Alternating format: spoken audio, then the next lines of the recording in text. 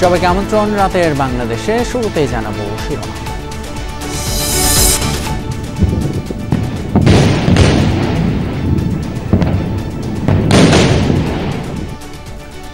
ইসরায়েলের ক্ষেপণাস্ত্র হামলায় বিধ্বস্ত ইরানের ইস্পাহান পরমাণু কেন্দ্র। আরও ৩ শীর্ষ সামরিক কর্মকর্তাকে হত্যা। পাল্টা জবাবে তেল আবিব এবং হাইফায় তেহরানের মিসাইল।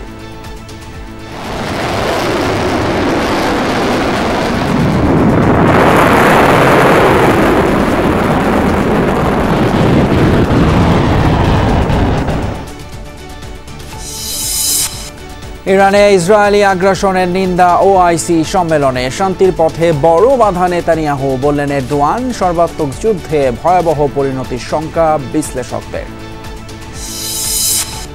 দল নয়, সাময়িকভাবে নিষিদ্ধ আওয়ামী লীগের কার্যক্রম। বিবিসিকে প্রধান উপদেষ্টা। জনগণের অংশগ্রহণই প্রকৃত অন্তর্ভুক্তিমূলক নির্বাচন।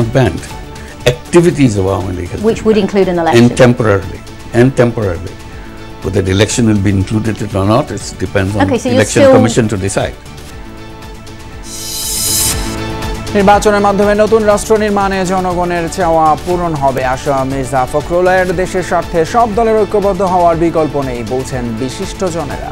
এই জুলাই সনদকে সুরক্ষা করার জন্য আগামীতে গণপরিষদ এবং একই সাথে গণভোটের কোনো বিকল্প নাই। আমরা যদি আমাদের করণীয় না করি, অতন্ত্র প্রহরী ভূমিকা পালন না করি, তাহলে আবারও সেটাই হবে। আমরা সবাই মিলে যে সংস্কার প্রস্তাব করেছি, আমরা সবাই মিলে সেটা বাস্তবায়ন করব। ভোটের অনুপাতে সংসদের উচ্চকক্ষ গঠিত না হলে ফ্যাসিবাদ ফেরার শঙ্কা ডক্টর বদিউলের। রাষ্ট্র সংস্কারে বড় দলগুলোকে এগিয়ে আসার আহ্বান।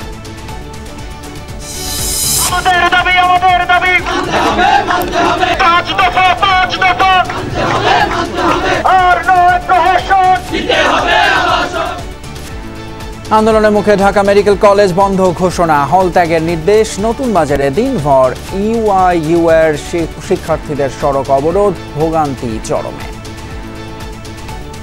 এখান থেকে অলরেডি আপনার জ্যাম খিলক্ষেত পর্যন্ত চলে গেছে। এটা ছাড়া এয়ারপোর্ট যাবে, মানুষ ভোগান্তি শিকার হবে। কোটি কয়েক মানুষের জন্য এতগুলো মানুষের হয়রানি হচ্ছে। সরকারি প্রকল্পে দুর্নীতির সুযোগ চায় বঞ্চিতরা। মন্তব্য জ্বালানি উপদেষ্টার। অস্থিরতার শঙ্কায় লাগাম টানা যাচ্ছে না অযাচিত খরচে, বললেন ওয়াহিদউদ্দিন মাহমুদ। এমনিতেই যে অস্থিরতা, তার মধ্যে আমরা যদি এখন আবার পুরী সুবিধা, বৈধ সুবিধাই আবার কমানোর নিয়ম কানুন করি, তাহলে তো অস্থিরতা কমার বদলে বাড়বেই।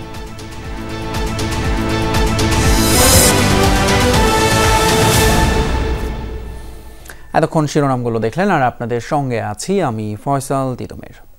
ইরানের ইস্পাহান পরমাণু কেন্দ্রে ব্যাপক হামলা চালিয়েছে ইসরায়েল। অভিযানের ভিডিও প্রকাশের পর আইডিএফ এর দাবি, একের পর এক মিসাইল হামলায় ধ্বংস করে দেওয়া হয়েছে কেন্দ্রটির সেন্ট্রিফিউজ উৎপাদন ইউনিট। এর পাশাপাশি গেল 24 ঘন্টায় ইসরায়েলি হামলায় হত্যা করা হয়েছে ইরানের আরও 3 শীর্ষ সামরিক কর্মকর্তাকে। অন্যদিকে ইসরায়েলি ভূখণ্ড লক্ষ্য করে আবারও ঝাঁকে ঝাঁকে ক্ষেপণাস্ত্র হামলা চালিয়েছে ইরান। বিপ্লবী গার্ড বাহিনীর প্রকাশিত ভিডিওতে দেখা যায় অজ্ঞাত স্থান থেকে বিভিন্ন পাল্লার অন্তত 10টি মিসাইল ছুড়েছে ইরান।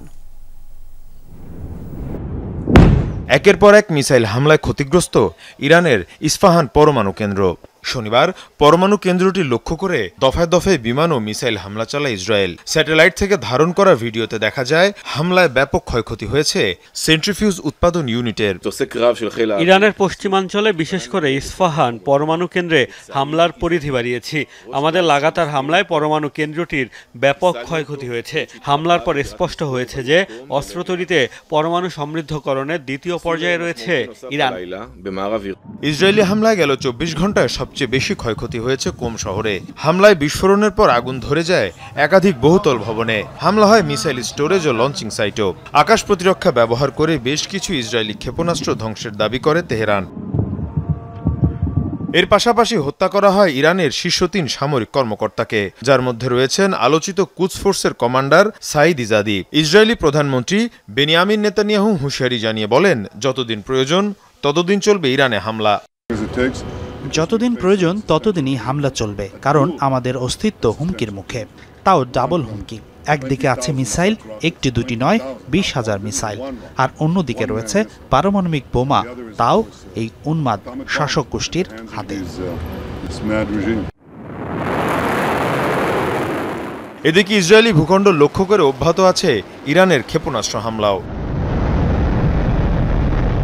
শনিবার এই ভিডিও প্রকাশ করে ইরানের বিপ্লবী গার্ড বাহিনী IRGC, যাতে দেখা যায় ইসরায়েলি ভূখণ্ড লক্ষ্য করে বিভিন্ন পাল্লার ক্ষেপণাস্ত্র ছোঁড়া হচ্ছে, যার মধ্যে রয়েছে ব্যালিস্টিক এবং ক্রুজ মিসাইল।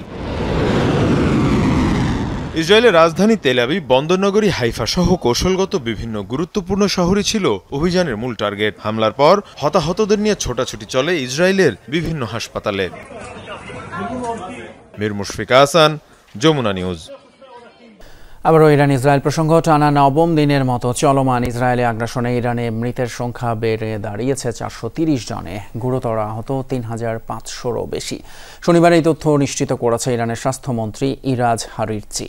এরই মাঝে ইসরায়েলের বোমার আঘাতে ব্যাপকভাবে ক্ষতিগ্রস্ত রাজধানী তেহরান, ইস্পাহান, কুহুম, খুররামবাদ সহ ইরানের বিভিন্ন শহরের বহু বাড়িঘর এবং গুরুত্বপূর্ণ স্থাপনা। তবে ইস্পাহান শহরে পারমাণবিক স্থাপনা লক্ষ্য করে ইসরায়েলের সাম্প্রতিক হামলায় তেমন কোনো ক্ষয়ক্ষতি হয়নি, ছড়িয়ে পড়েনি তেজস্ক্রিয় পদার্থ, জানিয়েছে ইরান। অন্যদিকে বিভিন্ন মানবাধিকার সংস্থার হিসেব অনুযায়ী এরই মাঝে ইরানে প্রাণহানি ছড়িয়েছে 639 জনেরও বেশিতে, গুরুতর আহত 1,300-র বেশি মানুষ।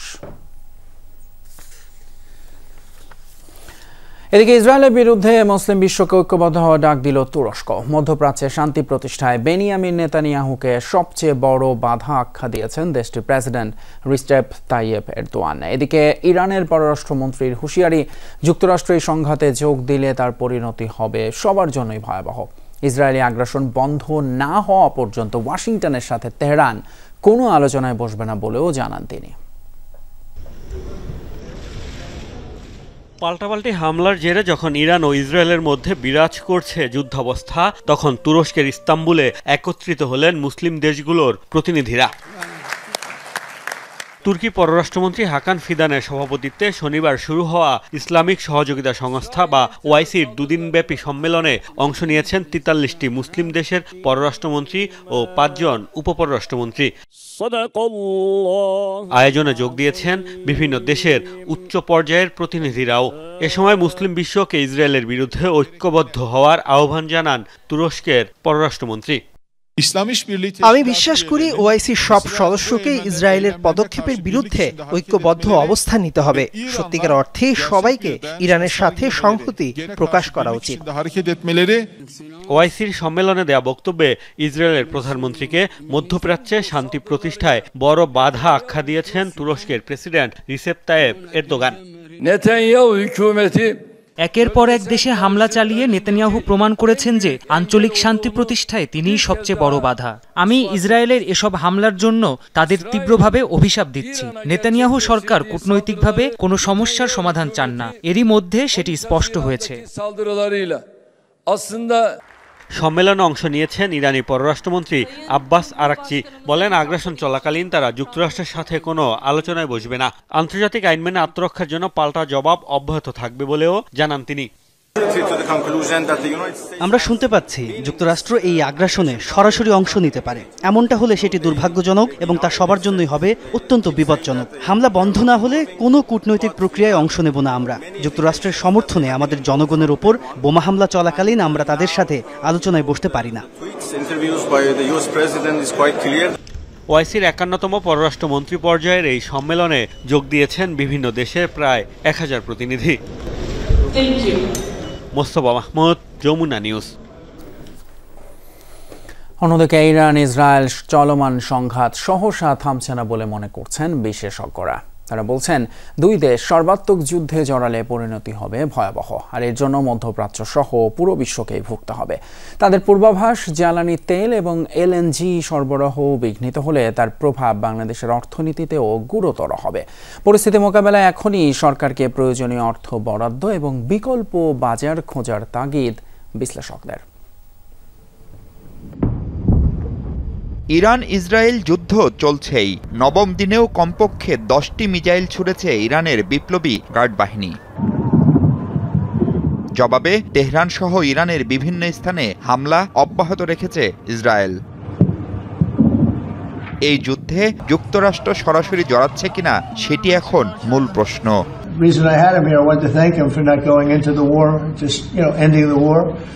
প্রেসিডেন্ট ডোনাল্ড ট্রাম্প 2 সপ্তাহের যে সময় নিয়েছেন তা মূলত প্রস্তুতি আর ওই অঞ্চলে মার্কিন ঘাঁটিগুলোর নিরাপত্তা নিশ্চিতের জন্য বলে ধারণা বিশ্লেষকদের। তাই শঙ্কা এখনই যুদ্ধ থামছে না, বরং মাত্রা বাড়তে পারে আরও। পর্যবেক্ষণ করা, ইসরায়েলকে প্রস্তুত করা এবং আমেরিকার যে সমস্ত বেসগুলো আছে মধ্যপ্রাচ্যের বিভিন্ন জায়গায়, সেখানে অস্ত্র এবং তাদের মিলিটারি ডিপ্লয়মেন্ট যেন একেবারে সর্বাত্মকভাবে করতে পারে, সেটার একটা প্রস্তুতি এই 2 weeks উইন্ডোতে নিয়েছে। যুদ্ধটা সর্বাত্মকের দিকে যাবে। দুটো জিনিস হতে পারে, একটা হচ্ছে ইরাক এবং লিবিয়ার মতো পরিণতি ইরানের হতে পারে, অথবা 1967 সালে যেমন আমেরিকা ভিয়েতনাম থেকে পরাজয় বরণ করে চলে গেছিলো, ঠিক এখানে এরকম একটা পরাজয় অথবা তাদের এক ধরনের সেটব্যাক ঘটবে আমেরিকার। যদি কোনোভাবেই ইউএসএ এটা সরাসরি ইনভলভ হয়ে যায়, ইরান কিন্তু বায়োলজিক্যাল অস্ত্র আছে বলে ধারণা করা হচ্ছে, তারা বায়োলজিক্যাল অস্ত্র ব্যবহার করবে।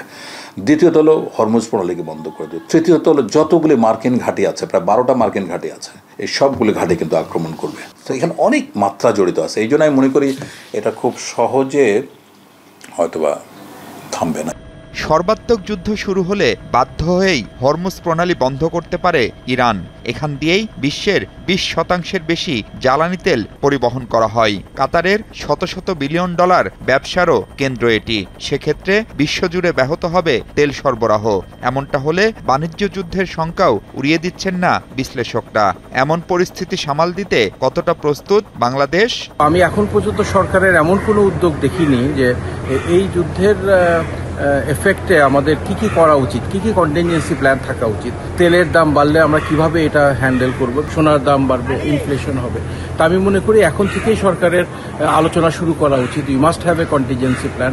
যুদ্ধ যদি 2 সপ্তাহের মধ্যে থেমেও যায়, তারপরেও কিন্তু তেলের দাম কিছুটা বাড়বে, এবং যদি যুদ্ধ আরও যদি প্রলম্বিত হয় তাহলে তো একটা সিরিয়াস ইম্প্যাক্ট হবে। দাম যতই জ্বালানির বাড়ুক না কেন, আপনাকে ব্যবহার করতেই হবে। সেক্ষেত্রে আগে যদি এখন প্রত্যেক লিটারে যদি আপনার 5-7 টাকা বাড়তে, ওই টাকাটা আপনার সেপারেটলি অ্যারেঞ্জমেন্ট করে রাখতে আপাতত তাই। তো ভবিষ্যতের শিক্ষা নিয়ে আমাদের রিফাইনারি বা আমাদের মজুদ এরিয়াটা অনেক বাড়ানো উচিত। যুদ্ধ থামাতে জাতিসংঘকে উদ্যোগ নেওয়ার আহ্বান জানালেও শুক্রবার নিরাপত্তা পরিষদের পরিস্থিতি জানান দেয় খুব বেশি কিছু করার নেই বহুজাতিক এই সংস্থারও। রাশিয়া, চীন, পাকিস্তান ইরানের পক্ষে থাকলেও যুক্তরাষ্ট্রসহ পশ্চিমা দেশগুলোর একটা বড় অংশ ইসরায়েলের পক্ষে অনড় এখনো। মাহফুজ মিশু, যমুনা নিউজ, ঢাকা। আওয়ামী লীগ আগামী নির্বাচনে থাকবে কি না সেই সিদ্ধান্ত নির্বাচন কমিশনের বলে জানিয়েছেন প্রধান উপদেষ্টা ডক্টর মোহাম্মদ ইউনূস। সম্প্রতি যুক্তরাজ্য সফরের সময় বিবিসিকে দেয়া সাক্ষাৎকারে তিনি বলেন, অন্তর্ভুক্তিমূলক মানে কোনো নির্দিষ্ট দল নয়, ভোটে সব মানুষের অংশগ্রহণ। রোহিঙ্গা সংক্রান্ত এক প্রশ্নের জবাবে ডক্টর ইউনূস বলেন, প্রত্যাবাসনই এই সংকটের একমাত্র সমাধান। চলতি মাসের 9 থেকে 13 তারিখ পর্যন্ত যুক্তরাজ্য সফর করেন বাংলাদেশের অন্তর্বর্তী সরকারের প্রধান উপদেষ্টা ডক্টর মোহাম্মদ ইউনূস। সফরে তিনি ব্রিটিশ রাজা তৃতীয় চার্লস হারমোনি অ্যাওয়ার্ড নিয়েছেন। এই পুরস্কার নিতে যাওয়ার আগে প্রধান উপদেষ্টার সাক্ষাৎকার নেন বিবিসির সাংবাদিক রাজিনী বৈদ্যনাথন। প্রধান উপদেষ্টার সাক্ষাৎকারে উঠে আসে দেশের রাজনীতি, সংস্কার, নির্বাচন, রোহিঙ্গা সমস্যা সহ সমসাময়িক প্রসঙ্গ। বিবিসির সাংবাদিকের করা এক প্রশ্নের জবাবে ডক্টর ইউনূস বলেন, আগামী জাতীয় নির্বাচনের ব্যালটে আওয়ামী লীগের প্রতীক থাকবে কিনা সেটা কমিশনের সিদ্ধান্ত। দল হিসেবে আওয়ামী লীগের কার্যক্রম সাময়িক নিষিদ্ধ রয়েছে। Inclusiveness doesn't mean a particular party. Inclusiveness means participation of all people. So as long as all people are participating, it's inclusive. As long as they are voters, they are free to vote. To make it clear, Awami League is not banned. Activities of Awami League has been which would banned. include an election. And temporarily. Whether the election will be included or not, it depends on so the election commission to decide. So there's a possibility then that they could be on the ballot in the next election? Again, it will be the decision made by the election commission. সাবেক প্রধানমন্ত্রী শেখ হাসিনার বিচার প্রক্রিয়া এরই মধ্যে শুরু হয়েছে বলে জানান প্রধান উপদেষ্টা। জানান, আন্তর্জাতিক আইনের সাহায্যে তাকে দেশে ফেরানোর চেষ্টা চলছে। Looking for her to come back to face the trial and so on, use the international system, how to get the accused person back to your country and so on. So these are again the legal procedures. But how are you going to get her back? I mean, you meet Modi a lot. Use the international system. We don't have any power to grab her. সাক্ষাৎকারের একটা বড় অংশ জুড়ে ছিল Myanmar থেকে জোরপূর্বক বাস্তুচ্যুত হওয়া রোহিঙ্গা প্রসঙ্গ। ডক্টর ইউনুস জানান, রোহিঙ্গাদের ক্যাম্পের বাইরে স্থায়ী হওয়ার কোনো সুযোগ নেই, প্রত্যাবাসনই একমাত্র সমাধান। I am doing my best. I just visited along with the Secretary General of the United Nations the Rohingya camps and met over 100,000 of them around us, discussing what needs to be done and made appeal to the world. Facilitate this for them to go back. Repatriation is the only solution to that. People are busy taking care of their food and daily thing, but not talking about how to get them back to their own home. They are not destitute people. এই সংকট সমাধানের দায়িত্ব আন্তর্জাতিক সম্প্রদায়ের উল্লেখ করে অন্তর্বর্তী সরকার প্রধান সাফ জানিয়ে দেন, নতুন করে কোনো জনগোষ্ঠীর ভার বহন করা বাংলাদেশের পক্ষে সম্ভব নয়। তাজনুর ইসলাম, যমুনা নিউজ, ঢাকা। নির্বাচন কমিশন যতই স্বাধীন হোক না কেন, সরকারের সহযোগিতা ছাড়া সুষ্ঠু নির্বাচন সম্ভব নয়। নির্বাচনী আইন এবং বিধি সংক্রান্ত প্রশিক্ষণের উদ্বোধনী অনুষ্ঠানে মন্তব্য করেন প্রধান নির্বাচন কমিশনার AMM নাসির উদ্দিন। একটা ইলেকশন করতে গেলে যতই আপনি স্বাধীন বলেন না কেন ইসিকে, সরকার ছাড়া নির্বাচন করা সম্ভব, কারণ সরকারের সহযোগিতা নিয়েই তো আমাকে নির্বাচনটা করতে হবে। আমাকে আইনশৃঙ্খলা বাহিনীর সাহায্য নিতে হবে, সরকারি অফিসারদের সাহায্য নিতে হবে, প্রশাসনের সহযোগিতা নিতে হবে। সুতরাং সরকার এখানে মুখ্য একটা ভূমিকা রাখবে তো ইলেকশনের মধ্যে, এটা ছাড়া তো সম্ভব না।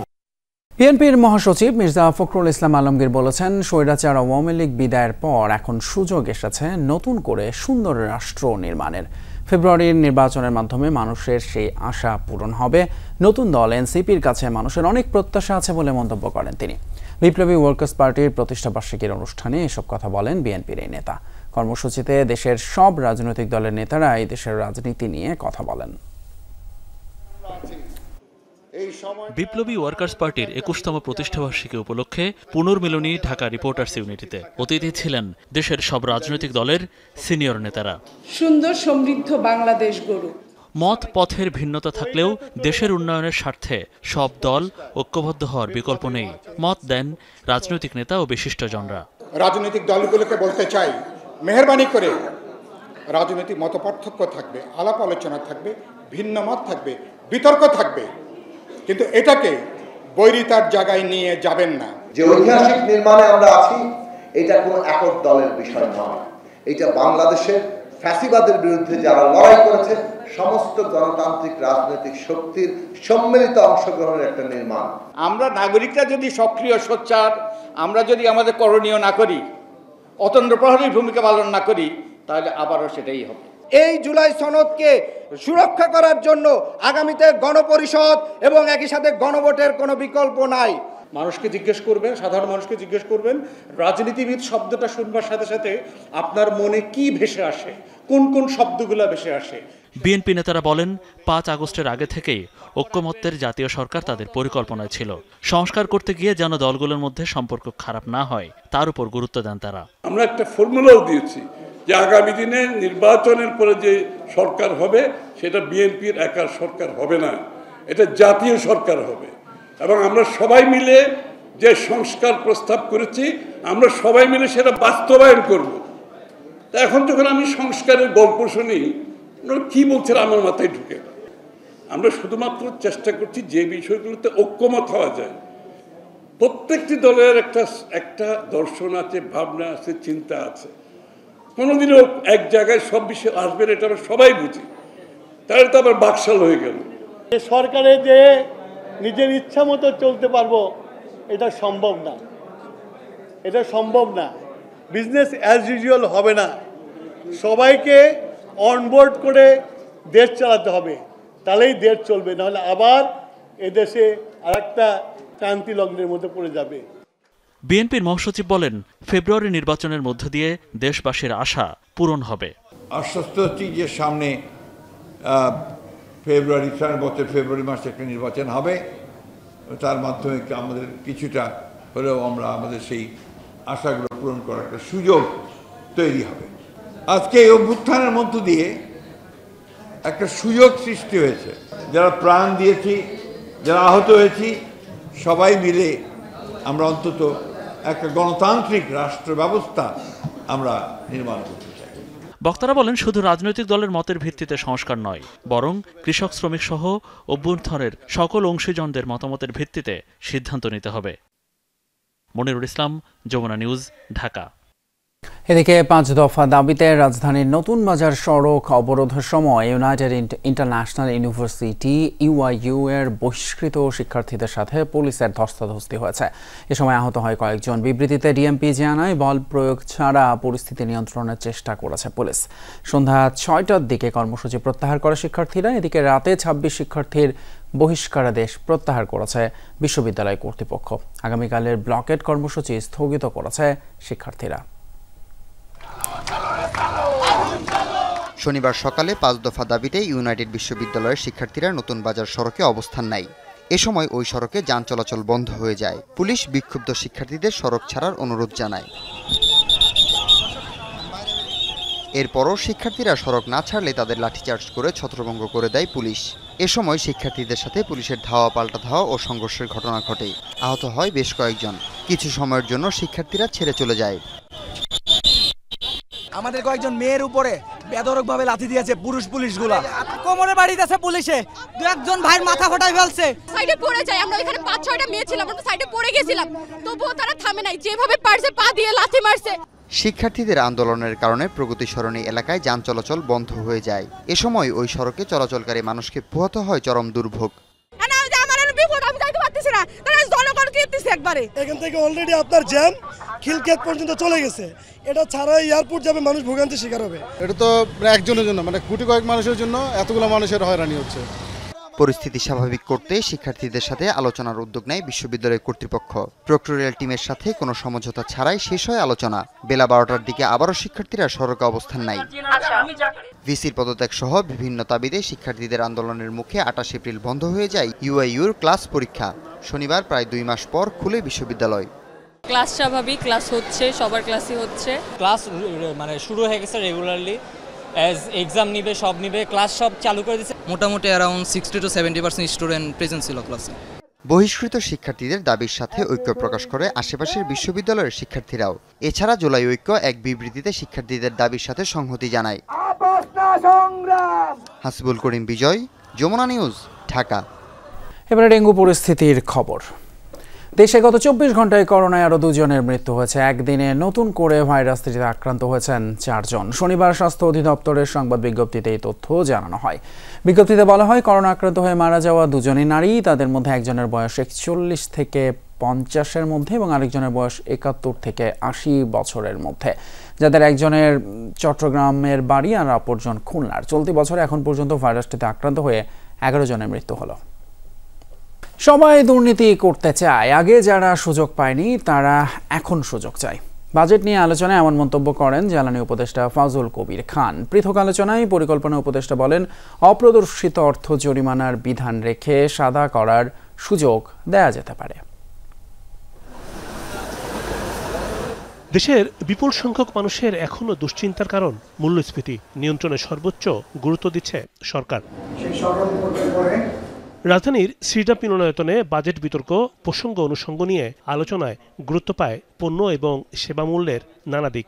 বাংলাদেশ অর্থনীতি সমিতির আয়োজনে অনুষ্ঠানে বক্তারা বলেন, শুধু সংকোচনমূলক মুদ্রানীতিতে নিয়ন্ত্রণে আসবে না মূল্যস্ফীতি। এখন যে আমরা একটা মন্দা পরিস্থিতি আছি, অর্থনীতির রিসেশন, সেটা আরও বাড়বে। স্ট্যাগফ্লেশন তো আমরা দেখতেছি, একদিক দিয়ে অর্থনৈতিক প্রবৃদ্ধি কম, আরেক দিক দিয়ে আপনার উচ্চ মূল্যস্ফীতি বেশি। যে ইকোনমিতে ইনফ্লেশনটা মানিটারি ফেনোমেনা নয়, সেখানে মানিটারি পলিসির কন্ট্রাকশনারি করে কিভাবে ইনফ্লেশনটা কন্ট্রোল করা যায়। পরিবর্তিত সময়ে বাজেট এলেও তা হয়েছে গতানুগতিক। বলা হয়, বেকারত্ব দূর করার ক্ষেত্রে নেই কার্যকর পদক্ষেপ। তরুণ জনগোষ্ঠীর 22% এই সুবিধাজনক অবস্থানের দিক থেকে তারা not in employment, not in education, not in training. তখন কিন্তু একটা প্রশ্ন আসে, আমরা আসলে আমাদের এই যে জনভিত্তিক সুবিধা, সেই জনভিত্তিক সুবিধা আসলে কতটুকু নিতে পারছি। এক সময় এক ধরনের একটা পদ্ধতি আমরা শুরু করি, পরে দেখা গেল সেটা ওয়ার্ক করে না, নতুন পদ্ধতিতে যাই। কিন্তু কেন আগে একটা ওয়ার্ক করলো না, কেন নতুনটাতে যাব, কেন নতুনটা ওয়ার্ক করবে, কোনো রিভিউয়ের মধ্যে দিয়ে যায় না। জ্বালানি উপদেষ্টা জানান, 10 মাসে বিদ্যুতের দাম বাড়েনি, প্রকল্প ধরে ধরে কমানো হয়েছে অপচয়। জানান, একটি পক্ষ চলে যাবার পর অন্য পক্ষ সুযোগ চায়। আমার সঙ্গে তো এখন রাজনীতিবিদরাও দেখা করেন, কিন্তু কেউই কিন্তু চান না যে দুর্নীতির অবসান হোক।